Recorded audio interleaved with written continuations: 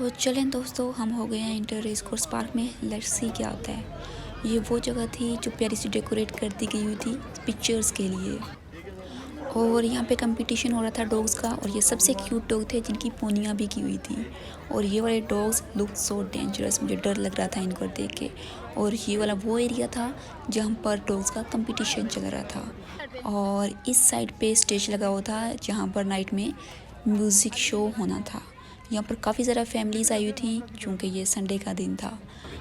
और इस साइड पे फूड स्टॉल्स लगे हुए थे।